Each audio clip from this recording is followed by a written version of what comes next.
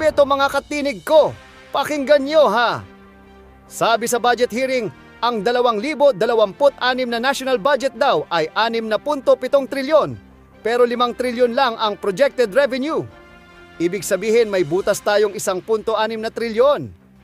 Araw-araw uutang daw tayo ng 4.4 na bilyon o 185 milyong piso kada oras.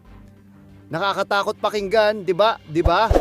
Pero sabi ng opisyal, huwag daw tayong mag-alala kasi as long as the economy grows faster than the debt, kaya pa natin. Pero kung tutuusin, 17 trilyon na ang utang ng bansa ni na ngayon. At kung ikukumpara sa GDP na 28 trilyon, 61% na ang debt to GDP ratio natin. Sabi pa raw nila, okay lang yan kasi 70% domestic debt naman. Parang sinasabi nilang, utang din yan pero utang sa sarili. Ngayon habang sinasabi nilang manageable pa, ang tanong ng taong bayan hanggang kailan? Kasi kung araw-araw ay uutang tayo ng bilyon-bilyon, sino ang tunay na magbabayad nito sa huli? Tayo rin, ang mga susunod na henerasyon. Tama, may rating upgrades raw tayo at lumalago raw ang ekonomiya. Pero kung mas mabilis ang pagtaas ng utang kaysa sa kita ng bayan, baka isang araw, hindi na growth ang maramdaman ng mga Pilipino, kundi bigat ng interes at buwis. Kaya ang tanong ngayon, habang sinasabing kayang bayaran, may nararamdaman ba tayong kaginhawahan? O baka naman tayo lang ang lumalago sa pasanin? Salamat, Chairman. Secretary Boss Recto, magkano yung budget natin for 2026? Roughly 6.7 trillion. Ano po yung projected na revenue po natin? Roughly 5 trillion. That's why you said we are expecting a deficit of 1.6 trillion pesos for More or less. next Cash year. deficit. Cash, yes. gas. Yes. And that will mean 133 billion per month, 4.4 billion per day Yes. na uutangin natin, That is correct. or 185 million pesos per hour. That is correct. Nakakatakot, di ba? Totoo po yun. Pero sabi mo kanina, wag tayong mag-alala kasi alam nyo, nasa ano pa naman ito eh. Correct. Manageable, sabi mo kanina. For as long as we grow faster than the debt, if the economy grows faster than the debt, then we outgrow the debt and we pay down the debt. That is the problem. Ang masama, if the debt is growing faster than the economy. Yun nga eh. Yes, sir. At ano na yung outstanding debt natin sa ngayon? Roughly 17 trillion. 17 trillion, what is the debt to GDP ratio? 61% because the economy is roughly 28 trillion. But that's one benchmark. There's another benchmark, yung general government debt. Doon naman, mga 57% lang tayo. At katulad nung nabanggit ko kanina sa presentation ko, meron naman tayong upgrade sa ating mga rating agencies dahil nakikita nila na the economy is still growing faster than the rate of our debt. Kasi Ang mahalaga, we reduce the deficit over time. yung aking mga kaibigan na mga pessimists, Mm. sabi nila, alam mo, yung comfortable na ratio is 60%. Ngayon, Tama po yun. Nung araw, na-breach mo na yung parang lumampas na tayo ron. depende yan kung ano ang debt mo. Katulad nung nabanggit ko kanina, 70% of our debt is domestic. Hindi, 69% na sinabi mo kanina. Oh, 69, 70%. Roughly, Okay, 70%. Yes. Kasi tinatandaan ko lahat ng sinasabi mo. Tama Boss, po yan. Tama po yan. Ganito So, eh, 69% ang okay. domestic. Oh. Ang sabi mo kanina, pumaya pa tayo because, ang domestic natin ay 69%. Correct. At lahat naman ng yan ay napupunta na dagdag na kita ng ating mga kababayan. Utang natin sa ating sarili. Tama po yan. Yes, sir. Ang problema, kamukha nung napapatunayan sa aming mga pagbubungkal nitong mga flood control, mukhang yung mga ibang nauutang natin na ito nga ay naitatawid natin sa mga projects, lalo na yung flood control. Kahapon lang na naka-establish na kami ng dalawa na ghost projects. Ang totoo niyan, binubungkal namin, there are about 60 potential flood control projects na ghost. So, kasama dito ay itong 69% hindi bumabalik sa kita kasi puro ghost ang nangyayari. Ito yung nakakatakot, Secretary. I agree with you. At katulad ng nabanggit ko kanina, we have to grow faster than the debt. So halimbawa, kung yung flood control yan, nagastos ang tama yan, mahigit 200,000 trabaho na ibigay sa ating mga kababayan. At siguro yung ekonomiya natin hindi lang lumago ng 5.7% o 5.9% in the last 3 years on the average, kung hindi mas higit pa. So, nakakalungkot talaga itong problema sa flood control. At siguro, meron din akong gustong kung mamarapatin po ninyo, maybe I can show you one slide dahil baka makatulong sa ating committee. Maybe I can show the DPWH slide. Meron akong slide na nakita at tayo naman matagal na rin tayo sa Kongreso at sa Senado at siguro ito makakapagbigay ng konting kaalaman kung bakit siguro lumaki yung flood control projects. So we need to grow by how much in order to achieve this? If the deficit will grow by 5.5% this year and the economy grows by in real terms by 5.5%, then equal lang. If the But we need to overtake, That's correct. kasi dapat mas mabilis ang growth Correct. natin sa economy. Correct. So what should be the growth? So, Ideally. halimbawa, correct. So today, we expect the economy nominally to grow roughly about 7.5% to 8%, nominally including inflation, and the debt will increase by about 5.5%. Another way of looking at it, halimbawa, if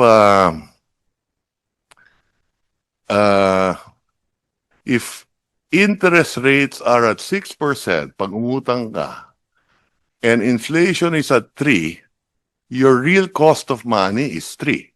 Yes. If the economy grows by 6, panalo ka ng 3. Kaya nga, yung 7.3 must be achieved na growth natin sa economy. Anything higher than the rate of debt, At the very least, It's positive. 7.5. anything higher than the rate of debt, the increase in the rate of debt is positive. But ideally, we need to grow at 7.5 para lang. Ideally, if we could grow faster than that, even better. No, kasama ng nominal yun, Oo, nominal yun. Apa. Yung collection effort natin sa tax, Secretary, Yes. Apo. comparable ba yun dun sa collection effort ng mga Asian countries? A very good Kasi question. baka That's correct. yun ang dapat nating tingnan. That's correct. Very Diba? good question. Yes, we do have a slide on that. The average revenue to GDP ratio in ASEAN is 16.5%. So tayo, nandun tayo sa 16.5%. So Correct lahat tayo. yung pini-benchmark namin sa DOF. Tinitignan natin yung mga international best practices at dito sa ASEAN, yung benchmark dyan, yung revenue to GDP, roughly 16.5, nandun tayo. Ang ASEAN average is 16.4. So tayo last year 16.5, so 0.1, mas maganda yung atin. Kasi Secretary, Mr. Chair, nung binabalikan ko yung ating nakaraang kasaysayan, 1965, for example, Mm-mm. ah, 1 year old pa lang ako nun. wala ka pa siguro noon. 1 year old, 1 year old. Si Chairman, wala pa eh. Per capita GDP, we're number 2 in Asia. That's correct. Pagkatapos, tinitingnan ko Sunod yung... sa Japan. Ha? Sunod sa Japan. Sunod tayo sa Japan. Tama. Pagkatapos, talagang may iyak ka, malulungkot ka. Bakit? Paunti-unti tayong bumababa. Hanggang sa ma-overtake na tayo ng Brunei, na-overtake na tayo ng Singapore. Dahan-dahan, ngunit consistently, na-overtake tayo per capita GDP. Mm. Nakakaiyak talaga, na-overtake na tayo ng Malaysia, na-overtake tayo ng Thailand, and then Indonesia, Tama po yun. Nakakalungkot talaga. And officially, last month, we were overtaken by Vietnam. Tama po? Size of the economy, I think mas malaki pa rin ang Pilipinas ng konti. Yes, but But trajectorily, I am think talking that- about per capita GDP. Yeah, that's possibly. Officially, Yeah, that's correct, yes. Na-overtake na po tayo.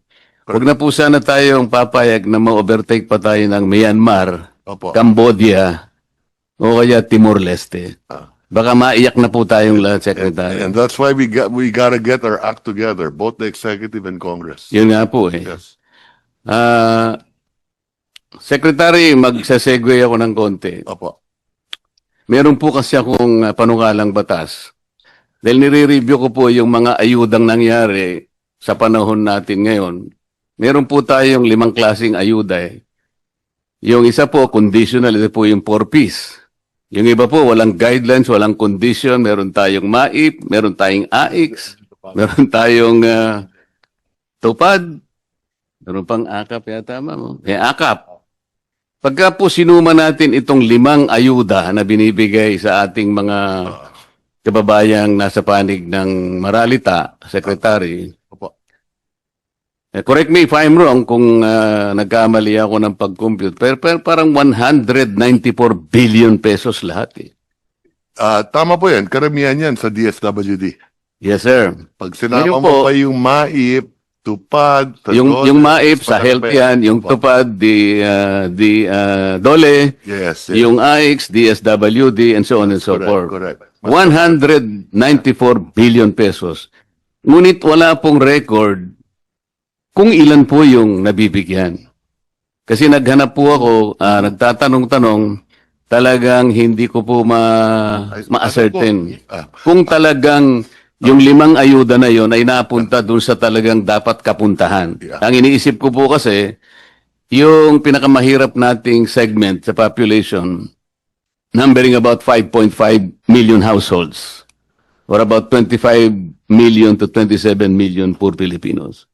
Sa estimate ko po, itong 5 na ito, na kung ito'y naibigay talaga sa talagang targeted na sector, baka naging maligaya naman siguro. Pero dahil nga walang datos, kung talagang naibigay o hindi, nagpasya po ako na gumawa ng isang medyo may pagka-radical, pero baka practical, baka sumang-ayon naman po kayo. Ang akin pong naisip, nakita ko po kasi yung napakataas po na presyo ng kuryente sa ating bansa. Naisip ko, Mr. Secretary, na imbes na ayuda na lang ibigay natin, na wala namang datos kung na ito'y naibibigay sa about 25 to 27 million Filipinos, hindi ba maganda ka kung sabihin ko na lahat ng kumukonsumo ng elektrisidad, let's say 200 to 234 kilowatt hours, ilibre na po natin yun. Kasi po, pag kinuwenta ninyo yun, that will only be 120 billion pesos. Makakatipid pa po tayo ng about 74 billion. Ito sigurado pong nasa kanila, direkta na nating may bibigay. Kesa naman sa kolektahin po natin, pagkatapos ipamimigay bilang ayuda, wala namang guidelines, Libre. hindi po ba practical yun? Ang pagkaalam ko, meron pong data ang DSWD kung ilan yung natutulungan ng 4Ps. Yung 4Ps po, walang masyadong problema doon. Correct. Sapagkat conditional po yun. Correct. At So, yan po merong guidelines. Correct. So, Pero pagka yung MAIP na po, yung AIX, yung tupad, lalo na po yung AKAP, talaga pong wala na yun. yung pagkaalam ko, may data yan, ang 4Ps, no? Ang pagkaalam ko, kung talagang titignan nila na mabuti, meron din data ang DSWD sa AIX. So, meron pong data sa papel. Pero pag nagtanong po kayo on the ground, sapagkat lalong-lalo na po nung panahon ng eleksyon na po ako'y nagtatanong, talagang sinusuyod ko. Kung minsan po ang audience is about 40,000 to 50,000 people, talaga pong tatanungin ko, sino po ang nakatanggap? Wala pong sumasagot eh. So, kailangan pong ma-check. Kaya ko nasabi na mas mabuti pa yata, mas practical, na ibigay na lang natin na parang subsidy sa kanila. Siguradong mapupunta sa kanila, walang corruption, wala pang magpapasikat na politiko na akala mo galing sa kanila. Ang alam ko rin, doon sa lifeline subsidy, meron tayong pagka below 100 kilowatt hours ang gamit mo, Hindi po, Meron- 20 kilowatt hours lang ang nasa lifeline po. ulitin ko Hindi lang. po 120. Yeah, ulitin ko lang. Pagka 71 to 100 kilowatt hours, may diskwento ng 20%. Pag 0 to 20 kilowatt hours, 100% libre. Pagka 21 to 50, 50%. Pagka 51 to 70 kilowatt hours, 35%. Kabisado ko po yung secretary, laderize po yan. Katapos-tapusan po, ang lifeline, Yes. 20 kilowatt hours. That's Parang ang isang bahay nagsindi ng ilaw isang araw, yung 29 days, hindi na siya Pero gagamit. ang pagkaalam ko dito, hindi napapatupad to. Hindi nga po. Kaya nga, ang gusto ko lang pong sagutin ninyo, mas practical po ba yung iniisip ko na invest na po ayuda na wala naman po talagang malinaw kung talagang ito'y kinapupuntahan talaga ng targeted sector. Doon na lang natin ibase kasi po, Ako, kaya ako binanggit ito, ako isang ayon ako na dapat patuparin natin to at kung kinakailangan, i-adjust natin na mas mataas. ayun, akala ko kasi kontra ka kanina, Hindi, Secretary. sang-ayon nga ako eh. At dadagdagan mo pa pala. Ah. Ayan. At kasi rine-review na rin namin to ngayon. Dahil Salamat alam po. namin na hindi napapatupad. Salamat po. Opo. Ngayon, kay Secretary Pangandaman, I miss you yesterday. Kasi ikaw ang inihintay ko eh. Kaya lang nandito po kayo, kaya Pero pinatawad, sino po nandoon po, sir? pinatawad ko na kayo. Si Mr. Toledo nandun eh. Oo. Pero kagaya po ng tinatanong mga kasama ko, tama lahat yun eh. Kasi po ang una kong initial na datos na hiningi ko sa inyo, yung diferensya nung NEP at saka nung GAA, talaga pong napakalaki ng diferensya. Ang itatanong ko na lang sa inyo, ba't basta kayo pumapayag ba? Kasi nung ibigay po ninyo yung mga NEP ceilings po, for example, DPWH na lang, may target po kayo eh. Kasi katulad po nitong 6.7 trillion, hindi naman po ito mare-record ng ganitong-ganito nang hindi pinag-usapan. May interagency po kayo eh. Sa mga katulad, may mga parameters po dito. Maaring ito pong 6.7 trillion na to talagang nakaakma doon sa mga directions na gusto natin gawin. Halimbawa, dito sa 6.7 trillion na to, sabi ni Secretary Balisagan, we will be able to liberate at least 800,000 poor people this year. Kunwari, ganun po ano. Ngayon, madi-displace, ma-upset ngayon yung ano sapagkat kumuha ang program, kumuha sa ganito. Tama naman po yung mga nauna kong kasamang nagtanong. Kailangan may vetting procedure. Do not accept this parang submissions ng isang agency, parang gospel truth. Sayang po eh.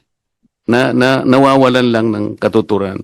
Lahat po ng ating directions, lahat po ng targeted natin, mga economic indicators, papunta nga po sa gusto natin, we need to grow at 7.5%, sabi natin, para lang malampasan natin yung deficit natin, yung utang natin, maunahan natin, makapagpundar tayo ng mas maraming pangkabuhayan, para kahit nangungutang tayo, natatakpan nating lahat. Lahat po ng ito na upset, nasisira, because bigla na lang isisingit si ganito. Isipin mo isang congressman, malalaman niya, paano niyang ma-access yung program? Hindi naman niya kayang gawin yun. Yun po yung aming mga gusto lamang sanang makitang reforma sa ano natin. Kaya ako po ganun na nagsimula ako sa paghingi noon. Gusto naming makita, sino-sino po ba yung mga makakapangyarihang mga tao na yun, na sila lamang ang may karapatang bumulong para, ibahin mo yan. Bakit po sa Congress? Nagtagal po ako ron eh. Pagkatapos naming magdebate ng 3 buwan, parang formalidad na lang, Mr. Chair eh. Di may mga adjustment na, ano po, bago isubmit bago maging HGAB. Magkikreate sila ng small committee. 3 lang sila. Hindi na namin alam po. Sana ma'am, nandun ka pa. Huwag kang pumayag habang nag-uusap sila. Nakabantay ka ro. Hindi nyo pwedeng gawin naman yan. Sobra naman yan. Parang ginagawa naman ninyo akong kengkoy dito. Ito yung ginawa namin because we're supposed to target all this. meron kaming mandato sa ating tatlong tao lang kayo, iibahin ninyo, i-reconfigure nyo lahat ito. Hindi ba ma'am yun ang ano? Kung pwede lang po, Ay, sana. papwedehin natin. Hindi Sige pwedeng po. gano'n. Sus- Bakit di ba natin pwedeng gano'n? Nakabantay ka lang doon. At dyan nagtatapos ang usapan natin ngayon. Kung may gusto kang idagdag o reaksyon, i-comment mo lang sa baba. Boses mo'y mahalaga. Huwag kalimutang i-like, share, at subscribe para sama-sama nating palakasin ang tinig ng bayan. Hanggang sa susunod, tandaan, ang may alam, may laban! Awesome!